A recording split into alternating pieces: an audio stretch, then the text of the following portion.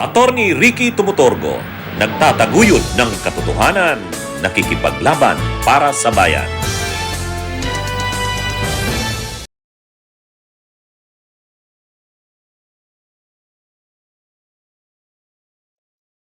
Mga kabunyog, mga kababayan, welcome po sa isa na namang episode ng ating talakayan dito po sa aking bagong segment, ang Take Po, Tak ni Attorney Ricky Tumutorgo. Mga kabunyog, mga kababayan, itong bagong segment kong ito, marami kasi sa aking nagme-message, Attorney, anong take mo tungkol dito? Tungkol sa isyong ito. Attorney, anong take mo dito sa pangyayaring ito? Para isahan yung sagot ko, ayan, gumawa ako ng regular na segment. Dito po sa Attorney Ricky Tumutorgo YouTube channel. Kung hindi pa po kayo naka-subscribe, subscribe na po kayo. Mayroon din po tayong Attorney Ricky Tumutorgo Meta or Facebook page. Kung hindi pa po kayo naka-follow, follow na po kayo. Para malaman nyo ang aking take. Ano ang take ko sa mga maiinit na issue? Ito, nahin natin to. Anong take natin dito? Binira na naman ni Marcoleta si Lacson. Anong take natin? O ito, si Marcoleta pikon kay Senador Ping Lacson.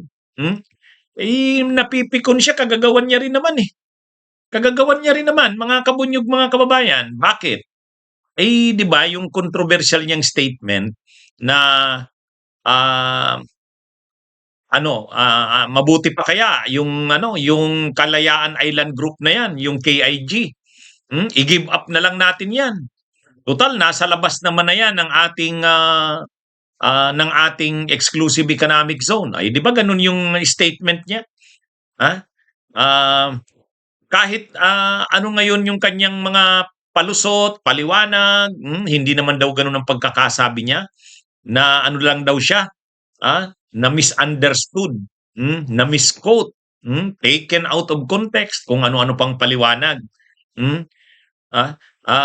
Kaya lang malinaw naman kasi talaga. Sabi nga ng kanyang kapwa iglesia na si Tunying Taberna, pinanood ko uli yung yung video buo, sabi ni Tunying Taberna. Talaga namang sinabi niyang ganun na ibigay na lang natin yung KIG, Kalayaan Island Group. Nasa labas naman yan ng ating exclusive economic zone. Ngayon, bakit si Lacson ang pinag-iinitan ni Marcoleta? Mayroon kasing video na present si Senador Ping Lacson. Pinapakita niya, sinabi kasi ni Marcoleta yan doon sa hearing ng Commission on Appointments. Sa hearing ng Commission on Appointments, in-interview yung mga i-confirm na mga 35 na mga officials ng AFP kasama yung mga sa Navy. Ngayon, siyempre, member ng CA, Commission on Appointments si Marcoleta, tinatanong niya yung mga officials ng AFP. Isa doon sa mga officials, yung Captain Pilar ba yun? Tinanong niya, doon niya na-mention yung mayroon tayong mga teritoryo, occupied territories na nasa labas na ng EEZ natin, katulad ng Kalayaan Island Group. Ano kaya kung i-ano na lang natin yan, ibigay natin na yan, i-give up na. Ngayon, si Senador Ping Lacson, member din siya ng CA.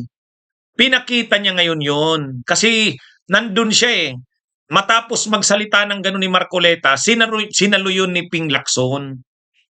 Pinuri niya yung sagot ng official na ini-interview.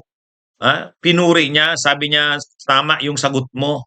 Kasi hindi sinang-ayunan ng official yung sinasabi ni Marcoleta O ngayon, hindi nagustuhan ni Marcoleta yung ginawa ni Lacson. Sabi ni Marcoleta, mayroong isang senador dyan na nagkakalat ng mga sinabi ko raw. Ang problema, inisplice niya. yun ang akusasyon ni Marcoleta kay Lacson. Inisplice daw. Hindi daw ayon sa pagkasunod-sunod. Kaya galit si Marcoleta kay Lacson. Inisplice daw yung video Hindi naman daw ganun yun. Kaya lang, assuming pang inisplice, pero ganun pa rin lalabas pa rin talaga ang sinabi ni Marcoleta, mayroon tayong mga teritoryo na nasa labas na ng EEZ. More particularly, ang tinutukoy niya yung Kalayaan Island Group. Para makakonsentrate na tayo sa EEZ, ito na ang ating ipaglaban. yung labas na ng ating EEC, i-ano na natin yan, i-give up na lang natin yan para hindi magulo ang ating national territory. Oh, parang ganun yung sinabi niya eh. Ganun naman talaga yung pagkakasabi niya. Kahit sino naman nanonood noon, ganun din naman yung pagkaka-present ni Ping Lacson.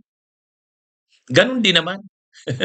Ipinakita lang ni Ping Lacson na matapos magsalita ng ganun ni Marcoleta at sinagot yan noong official na ini-interview, maayos yung sagot ng official na ini-interview, pinuri ni Senador Ping Lacson. Doon ang hindi siguro nagustuhan ni Marcoleta. Parang, parang pinapalabas ni Lacson sa present niya na supalpal si Marcoleta nung officer na ini-interview. Pinuri ngayon ni Lacson. Salamat sa sagot mo. Salamat sa paninindigan mo. Kaya napahiya talaga si Marcoleta doon. Kaya lang ang sinasabi ni Marcoleta, in-splice daw yun ni Lacson. Anyway, ang malinaw kasi dito, napanood naman natin lahat na eh. Saka napanood naman ng sabi nga ni Tonying Taberna, napanood niya rin eh. Wala namang out of context doon. Walang out of context doon. Kaya lang talagang galit si Marcoleta kay Lacson eh. Mayroon diyang isang senador na para palabasin na, na ang sinabi ko ay katraidoran sa bansa, in-splice ang video. Hindi naman ganun yun. Sabi kaya mainit na naman si Marcoleta kay Lacson eh. Mainit na naman. Ingat-ingat din kasi si Marcoleta sa pagsasalita niya. Saka ayusin niya yung framing ng kanyang mga questions at statements in such a way na hindi siya mami-misquote. Kasi ang akusasyon niya, minisquote siya. Misinterpreted lang daw siya. Taken out of context daw yung sinabi niya. Di ayusin mo yung sinabi mo. Saka, ang problema naman kasi, ang yabang-yabang niya kasi na pinagtatanggol niya marami siyang mga questions, kunwari magaling siya, expert siya. Ang problema, sa kape-present niya ng kanyang mga sinasabi, lumalabas pro-China siya eh. Sa lumalabas, parang siya pa yung nagki-question ng maraming mga natin, mga settled ng mga principles, doctrines natin. Yan yung masama sa kanya. O kaya ay nasubrahan kasi minsan siya ng yabang din eh. Yung akala niya siya lagi ang tama, akala niya magaling siya, napakagaling niya. Hindi eh. Kaya pag nagsalita siya, akala niya napakagaling ng mga sinasabi niya. O tapos pag binibira siya, sasabihin niya taken out of context siya. O di ayusin niya yung ayusin niya yung pagkakasabi niya. Yung hindi magulo, yung parang kasi ang lumalabas parang pinapalabas niya devil's advocate lang siya. Hindi eh. Ang lumalabas talaga pinagtatanggol niya ang China eh. Yun ang lumalabas. Anyway, ito mga kamunyang mga kabayan, anong take natin dito? Mainit ang sagutan.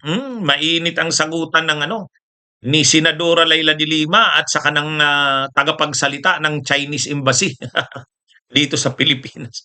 Ang tagapagsalita ng Chinese Embassy ay si Ji Lingping. Ji Lingping. Pasensya na, ang hirap nitong mga ito. Pero yan yata yung tagapagsalita ng Chinese Embassy eh. Si Ji Lingping.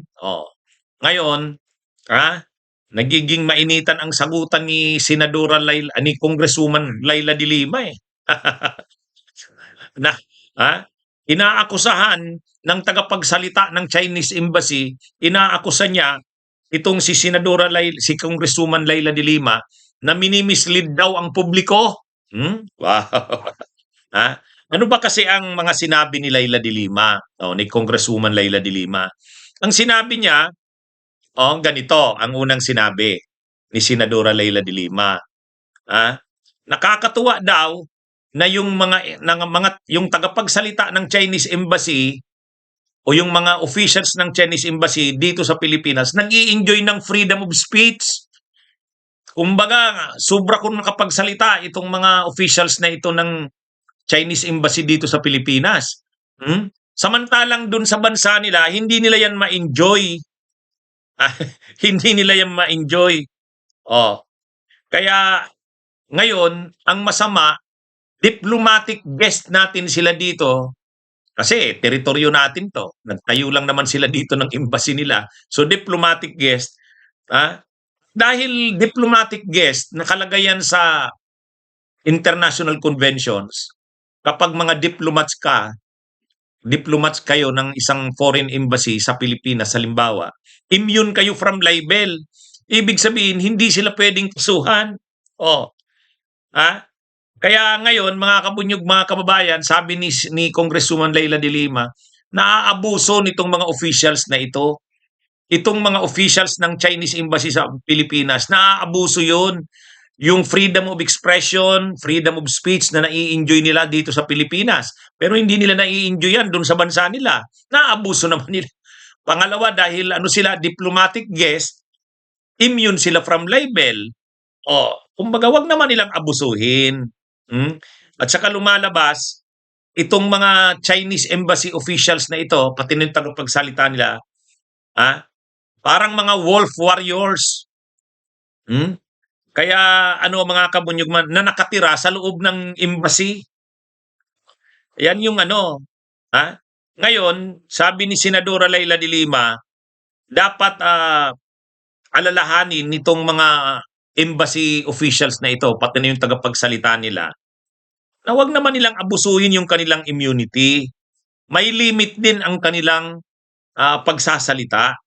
Saka isipin naman nila na ano 'to, yung ating hospitality sa kanila, wag naman nilang abusuhin. Hmm? Oh, kaya ano ito mga kabunyog, mga kababayan, sabi niya, "To the officials of the Chinese embassy, you are not in China. This is the Philippines." O ito yung matinding sinabi ni Congresswoman Laila. "Here, we kick dictators out, not worship them." Ngayon, ano ang sagot ng spokesperson ng Chinese Embassy? Si Xi Jinping. Inisa-isa niya. Bali, apat na punto yung sinabi niya. O, sabi niya, "Congresswoman De Lima, your remarks are wrong and unhelpful." O, mali daw at hindi makakatulong. Una, sabi ni ni Xi Jinping, "The Chinese embassy and the Chinese diplomats are the official representatives of China in the Chinese government. We are not in the Philippines to be your guest." Kumbaga, ang argumento niya, sabi kasi ni Leila de Lima, ni Congresswoman Leila de Lima, mga diplomatic guests kayo dito. Ang sabi niya naman, hindi daw sila guest dito. Sa convention daw ng mga bansa, kapag nagtayo ng embassy, hindi yan guest sa bansa na yan. Yan daw ay binibigyan ng kapangyarihang i-represent ang bansa nila, mag-conduct ng diplomacy, at mag-promote ng bilateral relations. Yun ang una. Pangalawang sinabi ng tagapagsalita ng Chinese Embassy, "Freedom of speech does not mean you are free to attack China." Yan naman yung sinasabi niya, ano? Wag daw i-overstretch, tungkol sa China. Pangatlo, wag daw magko-comment si Congresswoman Laila tungkol sa dictatorship. Wag daw magsasabi si Congresswoman Laila na diktadura ang China. Hindi daw tama 'yun na mag-comment si Congresswoman Laila sa sistema ng gobyerno ng China na sabihing diktadura ito. Pang-apat, when you talk about limit to diplomatic immunity or kick someone out, are you trying to threaten Chinese embassy again? Medyo na. So sa madaling sabi, mga kabunyog, mga kababayan, ito ngayon yung mainit na sagutan. Anong masasabi natin diyan? Anong take natin diyan? Anong take ko diyan? Ang take ko diyan, mga kabunyog, mga kababayan, tama naman si Senadora Leila de Lima. Tama naman si Senadora Leila de Lima. Bastos na itong mga embassy officials ng ng China. Totoo naman, kapag nagtayo sila dito ng embassy, sa conventions ng mga bansa tungkol sa pagtatayo ng embassy, talaga namang marami silang immunities na nai-enjoy. hindi naman talaga yan, in a way, tama naman yung sinabi na hindi sila simpleng guest. Hindi sila simpleng guest. Pero ang ginamit naman ni Laila de Lima, hindi naman guest, diplomatic guests. Ibig sabihin, totoo, hindi kayo guests. Dahil diplomatic, ano kayo, mga diplomats kayo. Pero hindi naman ibig sabihin nun na hindi mo irerespeto ang bansa na kung saan nandun yung embassy nyo. Ibig sabihin dahil hindi kayo guest dito, kundi mga diplomats kayo, pwede nyo ng ano, ang ugali nyo dito at ang ano nyo ay ano na, maging ano na kayo, marumbado, bastos. Ay hindi naman tama 'yun. Tapos sasabihin mo lang, hindi nyo naman kami guest eh, diplomat kami dito. Oo, sabihin na nating technically hindi sila guest. Ha? Mayroon silang mga immunity, mayroon silang mga rights. Pero tinuturo naman na maging ano ka, irespeto mo naman yung bansa kung nasaan yung embassy mo. Ibig lang palang sabihin dahil hindi kayo guest, diplomats kayo, at ginagarantiyahan ng conventions ng mga bansa ang rights ninyo bilang diplomats, ganyan na kayo, pwede nyo nang bastusin yung ating mga officials, pwede nyo nang bastusin ang ating mga institutions. Hindi naman yan ginagawa ng officials, ng embassy officials natin dun sa China. Ginagawa ba yan ng embassy officials natin dun sa China? Siyempre, irerespeto ng embassy officials ng Pilipinas doon sa China. Kahit embassy natin yan doon sa China, kailangan maging magalang, mapagrespeto ka sa bansang nandoon ka. O, pangalawa, yung sinasabi nilang nagko-comment daw si Laila na diktadura yung China, walang freedom of speech doon. Freedom of speech na mismo ni Laila yun eh. Freedom of speech yan ni Laila, freedom of expression. Sasabihin niya kung anong gusto niyang sabihin. Dito naman yan niya sinasabi sa bansa natin. Ang mahirap kung nandun siya sa China tapos ganun, nagko-comment siya ng ganun. Nandito siya sa Pilipinas. Dito sa Pilipinas ay mayroong freedom of speech, freedom of expression, freedom to comment. Kung ganun ang sinasabi ni Laila de Lima, ini-exercise niya yun. Lalo na dito sa atin, may parliamentary privilege ang mga kongresista at senador, kung ano man ang sabihin nila. Kaya itong Chinese official na to, gusto niya, irespeto daw ang China, irespeto sila. Ay matuto rin silang magrespeto ng bansa natin. Yan ang problema dito sa mga ito eh. Gusto nilang irespeto, sila mismo walang respeto. Pastos. Anyway, yan yung mga kabunyog. Napakabait na nga natin. Tayong mga Pilipino, napakabait natin. May ginagawa ba tayong masama sa mga Chinese dito? Hindi. Wala tayong ginagawang masama. Wala tayong sinasaktan. Sa ibang bansa, pagka gano'n, nagkakaroon na ng mga violence eh. Yung, mayroon ba tayong xenophobia? Mayroon ba tayong, naghahasik ba tayo ng galit sa China? Sa mga Chinese? Hindi. Galit tayo sa ginagawa ng mga officials nila, pero hindi sa mga mamamayang Chino. Di ba? Anyway, yan ang take natin dyan kay Laila at saka sa tagapagsalita ng China. Ito naman mga kabunyog, mga kabayan, si General Torre nakikipagbardagulan sa mga DDS. Napipi ko na si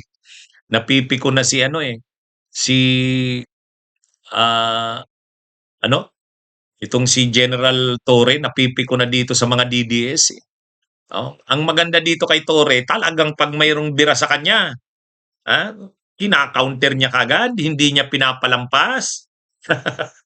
Aktibo sa social media itong si Torre. Aktibo ito sa social media. Kaya pag may mga bira sa kanya, hindi niya pinapalampas. Kaya nga nag-comment nga si Attorney Jess Falses. Sabi ni Attorney Jess Falses, General Nicolas Torre III quickly and personally smashing the trolling of DDS bloggers is very good energy. The kind of energy that will ensure he does not become a victim of fake news and troll farms in 2028 if ever he decides to run. Bravo! Ayan mga kabunyog, mga kababayan.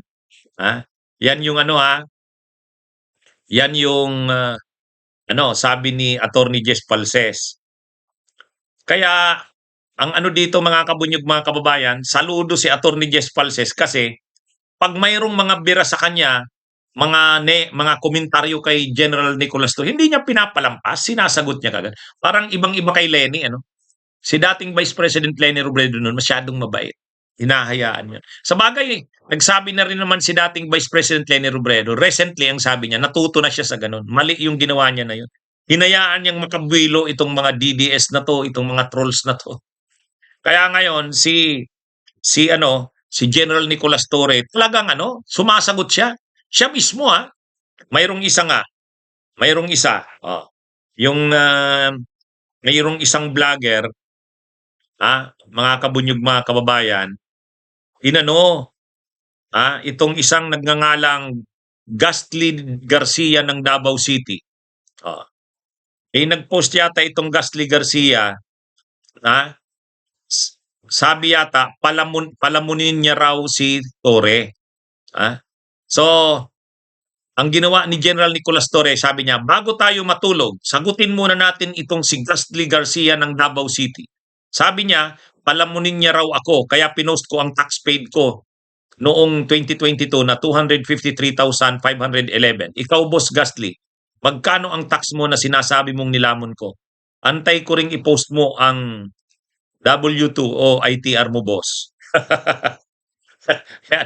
Sagot ni Nicolas Torre III. Ayun, matindi, Ganun si General Nicolas Torre. Sinasagot talaga yung mga atake sa kanya. Ay syempre, pinuproyekto ng mga DDS si General Torre na na atkihin, siraan. Kasi nagdideklara na si General Nicolas Torre na halos sigurado na ito tatakbo sa 2022 ay sa 2028 Pwedeng senador, pwedeng presidente, vice president. Basta national position ito. Kaya siyempre na nakikita ng mga DDS malakas ito. Pinuproyekto na nila na siraan. Si General Nicolas Torre naman, ayaw niyang hayaan na kumalat yung mga fake news na yan, mga paninira sa kanya. Sinasagot niya talaga. Kaya sabi ni Attorney Jess Falses, maganda yan. Tama si General Nicolas Torre, huwag niyang hayaan na siraan siya at kihin ng mga trolls. Tama yan, sinasagot niya. Kasi kung tatakbo nga siya sa 2028, hindi pwedeng yung ganun. Hayaan niya na lang. Kasi yung lesson nga kay dating Vice President Leni Robredo, ang sabi ang pagtingin noon ni dating Vice President Leni Robredo, wala namang maniniwala diyan. Yan trolls naman yan, fake news yan, disinformation. Intelligent naman ang ating mga kababayan. Hindi. Hindi. Mahirap din sa mga tao na alamin alin yung fake news, alin yung disinformation. Minsan kailangan mo talagang sagutin ang bawat atake sa'yo. Paninira, fake news, disinformation, para malaman ng ating mga kababayan. Kaya lang, ang masasabi ko rin lang kay General Nicolas Torre, talaga, wag din siyang masyadong anong tawag dyan? Onion skin. Pag-ibahin niya rin yung comment sa kanya na well-intentioned naman. Saka dun sa mga naninira lang talaga sa kanya. Pag-ibahin niya rin yun. Kasi ako halimbawa, paano kung may nakita rin ako kay General Torre na maganda rin, mapuna din siya, makomentahan din siya. Constructive naman yung criticism natin. Ay dapat i-take niya yun na constructive yung criticism na yon. Baka naman hindi niya i-welcome yon at anuhan niya tayo. Bardagul, gamitin niya rin tayo ng bardagul. Ibig sabihin, gamitin niya lang yun sa mga alam niya naman na naninira talaga sa kanya. Pero yung nagbibigay lang ng constructive na criticism, i-appreciate niya rin yun. Huwag naman siyang masyadong parang lahat na lang may sinabi sa kanya na hindi maganda, aanuhin niya. Ano lang, yan ano ko rin sa kanya yan. Hindi naman kasi kami close niyan Nagkita kami niyan sa isang hearing. Binigay niya yung number niya, binigay ko rin yung number ko. Ano yon? Pero hindi naman kami close. Tapos nung bandang huli, marami ng sa kanya, lalo na nung na siya, natanggal na sa pagka-PNP chief. masyado na siyang busy, ayaw niya na ng mga medyo nag-ano siya, nag-control siya ng mga contact sa social media. Ano niya 'yon, maano rin siya, pero na-appreciate niya ang social media. Alam niya kung gaano kahalaga ang social media. Gano'n yung usapan namin no'n, eh. Kaya lang, bagamat alam niya kung gaano kahalaga yung social media, sana rin ma-appreciate niya rin na mayroon namang nagko-comment sa kanyang hindi naman negative. Hindi naman lahat ng nagko-comment ay para sirain siya o troll o DDS yan, hindi. Lalo na kakampi niya naman, nagpapaabot lang ng, sana maano niya 'yon. Anyway, tulad nga sabi ni Attorney Jess Falses, okey yung ginagawa ni General Torre na nagka-counter. Kasi kung hindi kakalat yung mga paninira sa kanya, eh. Okey, so magandang araw mga kabunyog, mga kababayan.